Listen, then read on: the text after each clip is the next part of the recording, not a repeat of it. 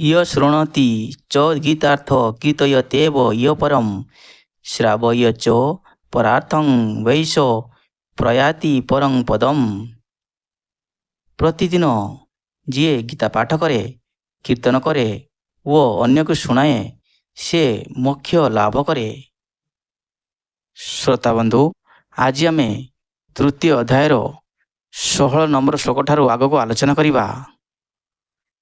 ଏବଂ ପ୍ରପଦିତଂ ଚକ୍ରଂ ନାନୁ ବର୍ତ୍ତୟତିହ ୟଃ ଅଘାୟୁରିନ୍ଦ୍ରାୟ ରାମ ମଘଂ ପାର୍ଥ ସ ଜୀବତି।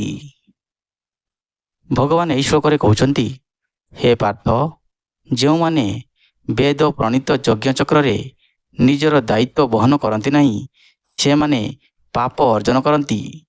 ସେମାନେ ନିଜର ଇନ୍ଦ୍ରିୟ ସୁଖ ପାଇଁ ଜୀବନ ଧାରଣ କରିଥାନ୍ତି ଏବଂ ବାସ୍ତବରେ ସେମାନଙ୍କର ଜୀବନ ନିରର୍ଥକ ଅଟେ।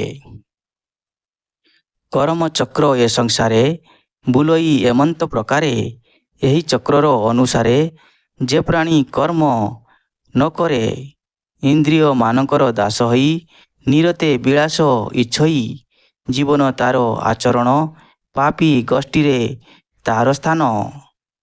ଶ୍ରୋତାବନ୍ଧୁ, ଚକ୍ରର ଅର୍ଥ ଘଟଣାବଳୀର ଏକ ନିର୍ଦ୍ଦିଷ୍ଟ କ୍ରମନ୍ୱୟ। ଶସ୍ୟର ବୃଷ୍ଟିର ଚକ୍ର ସମ୍ବନ୍ଧରେ ଶ୍ଲୋକ 14ରେ ବର୍ଣ୍ଣନା କରାଯାଇଛି। ଏହି ସାର୍ବଭୌମିକ କର୍ମଚକ୍ରର ପ୍ରତ୍ୟେକ ସଦସ୍ୟ ନିଜ ନିଜର କର୍ତ୍ତବ୍ୟ ପାଳନ କରି ଏହାର ଘୂର୍ଣ୍ଣନରେ ସହଯୋଗ କରିଥାନ୍ତି। ଯେହେତୁ ଆମେ ଏହି ଫଳଚକ୍ରର ଉପଭୋକ୍ତା ଅଟୁ, ତେଣୁ ଏହି ଶୃଙ୍ଖଳାରେ ଆମର ଧାର୍ଯ୍ୟ କର୍ତ୍ତବ୍ୟ ଆମେ ପାଳନ କରିବା ଉଚିତ। ଏହି ଚକ୍ରରେ କେବଳ ଆମେ ମନୁଷ୍ୟମାନଙ୍କୁ ନିଜର ସ୍ୱାଧୀନ ଇଚ୍ଛା ଅନୁସାରେ କାର୍ଯ୍ୟ କରିବାର କ୍ଷମତା ଅର୍ପଣ ହୋଇଛି, ଯଦ୍ୱାରା ଏହି ଚକ୍ରକୁ ଶୃଙ୍ଖଳିତ ଭାବରେ ଗତି କରିବାରେ ସହଯୋଗ କରିପାରିବା ଅବା ବ୍ରହ୍ମାଣ୍ଡର ଏହି କ୍ରିୟାରେ ବିଘ୍ନ ସୃଷ୍ଟି କରିପାରିବା। ଯେକୌଣସି ଗୋଟିଏ କାମ ଆମେ କରିପାରିବା। ଯେତେବେଳେ ମାନବ ସମାଜର ସଂଖ୍ୟାଧିକ ବ୍ୟକ୍ତି ଏହି ନିୟମରେ ସହାବସ୍ଥାନ କରନ୍ତି, ସେତେବେଳେ ଭୌତିକ ଉନ୍ନତି ହେବା ସହିତ ଆଧ୍ୟାତ୍ମିକ ପ୍ରଗତି ଉଦ୍ରେକ ହୋଇଯାଏ। ମାନବ ଇତିହାସରେ ଏପରି ସମୟ ସାମାଜିକ ଓ ସାଂସ୍କୃତିକ କ୍ଷେତ୍ରରେ ସୁବର୍ଣ୍ଣ ସୁଯୋଗ ହୋଇଥାଏ। ବିପରୀତ ରୂପେ ଯେତେବେଳେ ଅଧିକାଂଶ ବ୍ୟକ୍ତି ବିଶ୍ୱଚକ୍ରର ଏହି ନିୟମକୁ ଅମାନ୍ୟ କରି ନିଜର ଦାୟିତ୍ୱ ପାଳନ କରନ୍ତି ନାହିଁ, ସେତେବେଳେ ପ୍ରକୃତି ଦଣ୍ଡ ଦେବା ଆରମ୍ଭ କରିଥାଏ ଏବଂ ଶାନ୍ତି ଓ ପ୍ରଗତି ବାଧାପ୍ରାପ୍ତ ହୋଇଥାଏ। ମଣିଷର ଜୀବନ ଅଶାନ୍ତ ହୋଇଉଠେ ଏବଂ ମଣିଷ କଷ୍ଟ ଦୁଃଖରେ ଜୀବନ ବିତାଏ।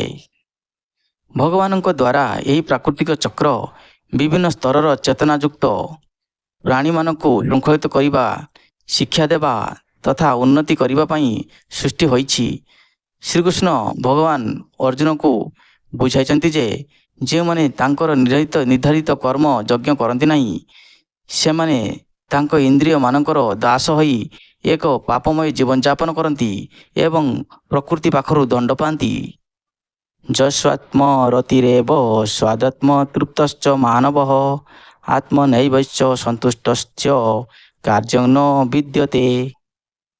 ଭଗବାନ ଏହି ଶ୍ଲୋକରେ ବୁଝାଉଛନ୍ତି, ଯେଉଁମାନେ ଆତ୍ମା ଆନନ୍ଦରେ ବିଭୋର ରହିଥାନ୍ତି, ଜ୍ଞାନ ଦୟ ହେବା ଦ୍ୱାରା ଯେଉଁମାନେ ଆତ୍ମାରେ ପୂର୍ଣ୍ଣ ସନ୍ତୁଷ୍ଟ ରହି ସେମାନଙ୍କର କାମ କରନ୍ତି, ସେମାନଙ୍କ ପାଇଁ ଦୁନିଆରେ କୌଣସି କାମ ନାହିଁ।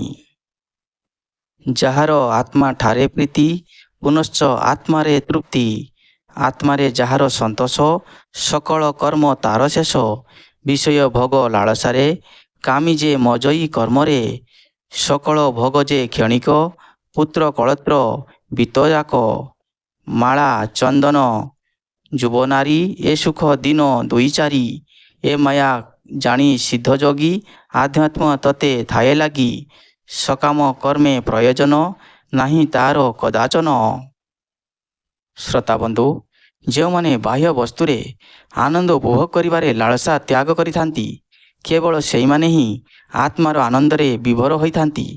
ଭୌତିକ କାମନା ହିଁ ସବୁ ବନ୍ଧନର ମୂଳ କାରଣ। ଏହା ହେବା ଉଚିତ, ତାହା ହେବା ଉଚିତ ନୁହେଁ। ଶ୍ରୀକୃଷ୍ଣ ଆଗକୁ ଅଧିକ ସ୍ପଷ୍ଟ କରିବାକୁ ଯାଇ କହୁଛନ୍ତି ଯେ କାମନା ସମସ୍ତ ପାପର କାରଣ ଅଟେ, ତେଣୁ ତାହାକୁ ତ୍ୟାଗ କରିବା ଉଚିତ।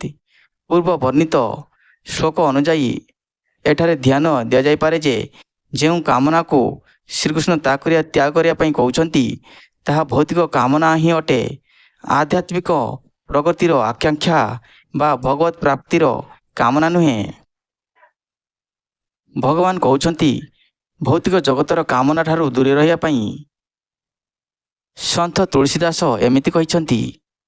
ସେ କହିଛନ୍ତି ଭୌତିକ କାମନା କାହିଁକି ଆମେ କରିଥାଉ?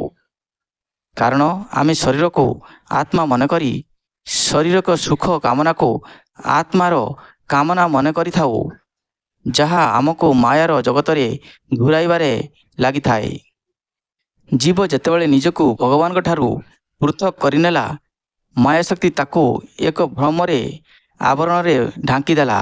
ସେହି ମାୟାଶକ୍ତି ଭ୍ରମରେ ସେ ନିଜକୁ ଶରୀର ରୂପରେ ଚିନ୍ତା କରିବାରେ ଲାଗିଲା ଏବଂ ସେହି ଦିନଠାରୁ ଆତ୍ମବିସ୍ମୃତ ହୋଇ ସେ ଅନେକ ଦୁଃଖ କଷ୍ଟ ଅନୁଭବ କରୁଅଛି।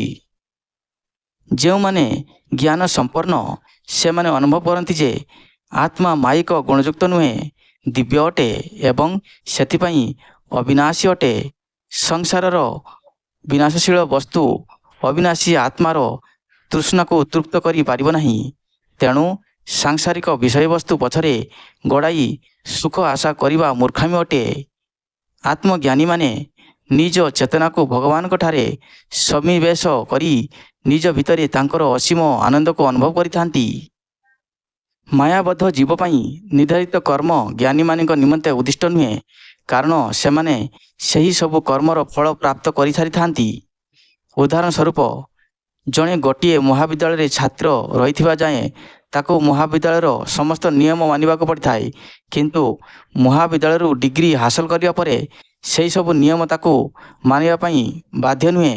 ସେହିଭଳି ବିମୁକ୍ତ ଆତ୍ମାମାନଙ୍କ ପ୍ରତି କୁହାଯାଇଛି ଯେ ବ୍ରହ୍ମବିତ୍ ଶ୍ରୁତି ଧୈର୍ଯ୍ୟଃ। ଯେଉଁମାନେ ଭଗବାନଙ୍କ ସହିତ ଯୋଗ ପ୍ରାପ୍ତ କରି ନିଅନ୍ତି ସେମାନେ ବେଦର ମସ୍ତକରେ ପାଦ ରଖି ଚାଲନ୍ତି, ଅର୍ଥାତ୍ ସେମାନଙ୍କ ପାଇଁ ବେଦର ନିୟମ ପାଳନ କରିବା ଆବଶ୍ୟକତା ହୋଇନଥାଏ। ବେଦର ଉଦ୍ଦେଶ୍ୟ ହେଉଛି ଆତ୍ମାକୁ ପରମାତ୍ମା ଭଗବାନଙ୍କ ସହିତ ମିଳିତ କରାଇବା। ଥରେ ଜୀବ ଭଗବତ ପ୍ରାପ୍ତ ହୋଇଯିବା ପରେ ତାକୁ ଲକ୍ଷ୍ୟସ୍ଥଳରେ ପହଞ୍ଚିବା ପାଇଁ ସାହାଯ୍ୟ କରୁଥିବା ବେଦର ନିୟମଗୁଡ଼ିକ ପ୍ରଯୁଜ୍ୟ ହୋଇନଥାଏ। ଜୀବ ସେହି କ୍ଷେତ୍ରାଧିକାର ସୀମା ଅତିକ୍ରମ କରି ସାରିଥାଏ। ଉଦାହରଣ ସ୍ୱରୂପ, ଜଣେ ପୁରୋହିତ ବିବାହର କ୍ରିୟାନୁଷ୍ଠାନ କରି ଜଣେ ପୁରୁଷ ଓ ସ୍ତ୍ରୀକୁ ବିବାହ ବନ୍ଧନରେ ବାନ୍ଧି ଦିଅନ୍ତି। ବିବାହ କ୍ରିୟା ସମ୍ପନ୍ନ ହେବା ପରେ ସେ କୁହନ୍ତି, ଆପଣମାନେ ବର୍ତ୍ତମାନ ସ୍ୱାମୀ ସ୍ତ୍ରୀ ଅଟନ୍ତି। ଏହିଠାରେ ପୁରୋହିତର ଦାୟିତ୍ୱ ସରିଗଲା। ତାପରେ ଯଦି ସ୍ତ୍ରୀ ଜଣକ କୁହନ୍ତି, ପୁରୋହିତ ବିବାହ ପରେ ଶପଥ ହୋଇଥିବା କଥାଗୁଡ଼ିକ ମୋ ସ୍ୱାମୀ ପାଳନ କରୁନାହାନ୍ତି, ତେବେ ପୁରୋହିତ ଉତ୍ତର ଦେବେ, ତାହା ମୋ ଦାୟିତ୍ୱରେ ପରିସରର ଭୁକ୍ତ ନୁହେଁ। ମୋର କର୍ତ୍ତବ୍ୟ ଥିଲା ତୁମ ଦୁହିଁଙ୍କୁ ବିବାହ ସୂତ୍ରରେ ଏକତ୍ର କରିବା। ସେ କାର୍ଯ୍ୟ ସମାପ୍ତ ହୋଇଛି। ସେହିପରି ବେଦର ନିୟମଗୁଡ଼ିକ ଆତ୍ମାକୁ ପରମାତ୍ମାଙ୍କ ସହିତ ମିଳିତ କରିବାରେ ସାହାଯ୍ୟ କରିଥାଏ। ଯେତେବେଳେ ଭଗବତ ପ୍ରାପ୍ତି ହୋଇଥାଏ, ବେଦର ଦାୟିତ୍ୱ ସମାପ୍ତ ହୋଇଥାଏ। ଏପରି ତତ୍ତ୍ୱଦର୍ଶୀ ଜୀବ ବେଦ ନିର୍ଦ୍ଧାରିତ କର୍ତ୍ତବ୍ୟ କର୍ମ କରିବାକୁ ବାଧ୍ୟ ନୁହନ୍ତି। ଶ୍ରୋତାବନ୍ଧୁ, ଆଗାମୀ ଭିଡ଼ିଓରେ ଆମେ ଶ୍ଲୋକ 18 ଠାରୁ ଆଗକୁ ଆଲୋଚନା କରିବା। ସେତେ ପର୍ଯ୍ୟନ୍ତ ଆପଣ ଶ୍ଲୋକ ଗୁଡ଼ିକ ଶୁଣୁଥାନ୍ତୁ। ହରେ କୃଷ୍ଣ।